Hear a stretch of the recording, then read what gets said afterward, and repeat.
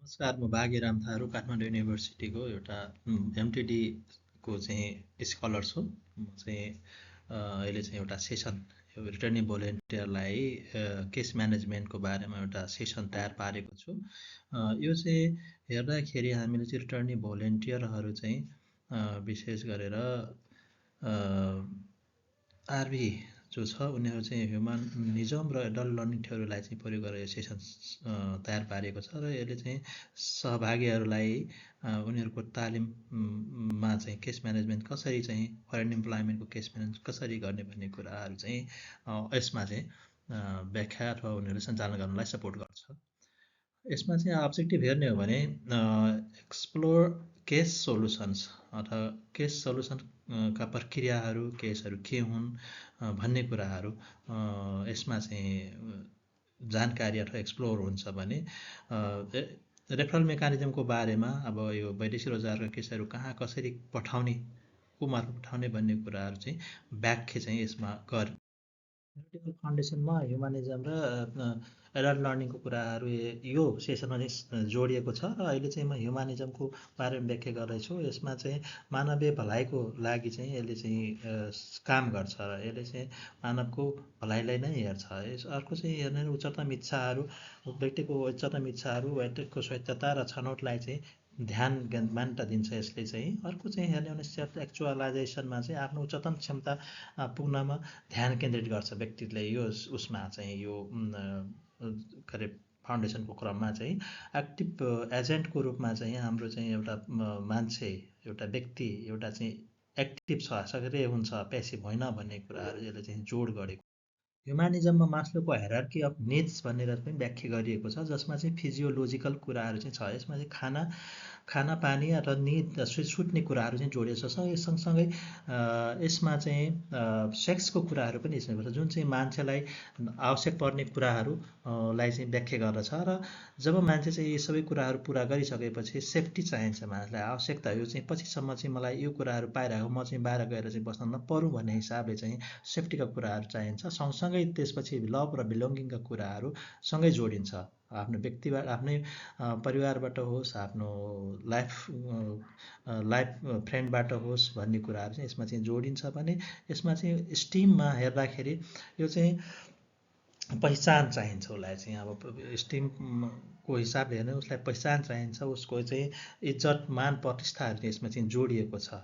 यसरी हेर्दाखेरि यो चारवटा पक्ष चाहिँ हामीले डेफिसियन्सी अफ निड्स भन्दछौँ भने यिनीहरूले यो पाटो चारवटा कुराहरू चाहिँ भयो भने मान्छे डिमोटिभेट अथवा उनले चाहिँ मोटिभेसन चाहिँ डिक्रिज हुँदै जान्छ भन्ने कुरा यसले गर्छ भने सेल्फ एक्चुअलाइजेसनमा यो उच्चतम निड हो मान्छेको उच्चतम निड हो जुन चाहिँ आफूलाई चाहिँ यसपछि मान्छे आफूलाई अझ यसलाई चाहिँ ग्रोथ गर्ने कुराहरू चाहिँ गर्छ। यसलाई चाहिँ कसरी अगाडि बढाउने कुरा गर्छ यसले एउटा आफ्नो ग्रोथको पाटोलाई चाहिँ विशेष जोड दिन्छ।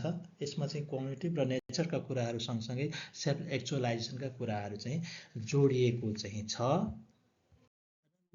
एडल्ट लर्निङमा हेर्ने हो भने यसमा चाहिँ नल्सको एउटा थ्योरी चाहिँ जोडिएको छ। यसमा चाहिँ सेल्फ कन्सेप्ट होइन यो मेच्योर भइसकेछ मान्छेहरू मेच्योर भइसकेको मान्छेहरू आफ्नो सेल्फ डाइरेक्टेड हुन्छ उसले चाहिँ अरूको भन्दा नि आफूमा विश्वास गर्छ। यस्तै गरी एक्सपिरियन्स हुन्छ उसले चाहिँ एक्सपिरियन्सलाई आफूलाई चाहिँ एउटा चाहिँ रिसोर्सको रूपमा र बाँच्ने रिसोर्सको रूपमा चाहिँ एकोमुलेटेड गर्दै जान्छ र उसले चाहिँ आफूलाई चाहिँ के अरे इन्क्रिज गर्नलाई होइन इन्क्रिज गर्नलाई उसले चाहिँ आफ्नो लाइफ रोलहरू चाहिँ आफ्नो बढाउने कुराहरू गर्छ म्याच्युरिटीहरू बढाउँछ यो सेक्सनमा भने उसले चाहिँ प्रब्लम सेन्टर्ड हुन्छ।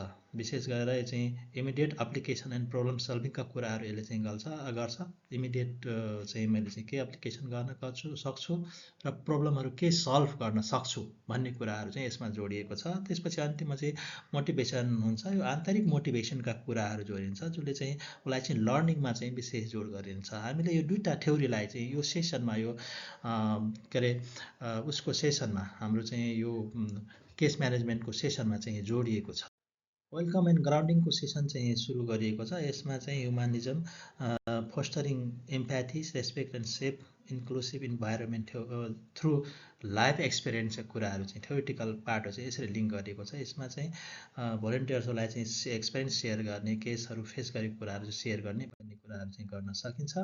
त्यसै गरी यो केस म्यानेजमेन्ट प्रिन्सिपलमा हेर्ने हो भने कस्तो किसिमका केसहरू आउँछन् होइन, यो चाहिँ एउटा छलफल गराउने, उनीहरूले चाहिँ कस्तो किसिमको केसहरू चाहिँ भोगिराखेका छन्, जस्तै ऋणको कुराहरू होला, स्टिग्माको कुराहरू होला, स्किल ग्यापका कुराहरू होला, यो पाटोमा चाहिँ छलफल गराउने भन्ने कुरा चाहिँ छ। यसमा चाहिँ एडल्ट लर्निङ थ्योरीमा connecting new knowledge to prior experience and problem centred लर्निङका कुराहरू चाहिँ यसमा चाहिँ जोडिन्छ।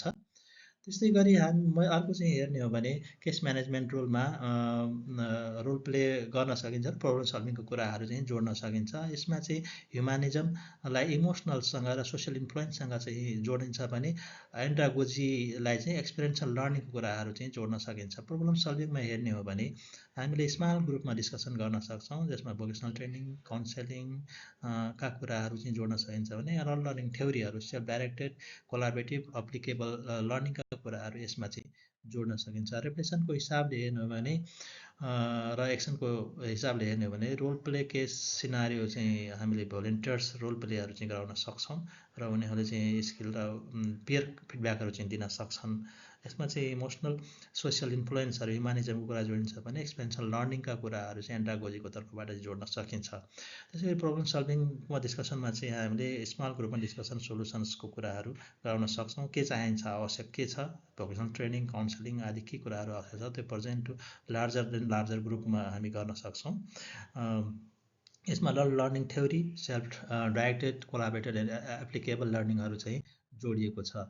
इन्टिग्रेटेड थ्योरी कसरी गर्न सकिन्छ भने ह्युमानिजमको हिसाबले हेर्ने हो भने respect worker dignity, foster personal growth and encourage reflection on values भन्ने कुराहरू यसरी चाहिँ गर्न सक्छौँ भने एडल्ट लर्निङको कुराहरू problem centred use, participants experience, emphasise, relevant and is self डाइरेक्टेडका कुराहरू जोड्न सकिन्छ। यसरी चाहिँ यो सेसनलाई चाहिँ डिजाइन गरिएको छ र यी थ्योरीहरू चाहिँ यसरी प्रयोग गर्न सकिन्छ भन्ने कुराहरू चाहिँ यसमा जोडिएको छ। धन्यवाद।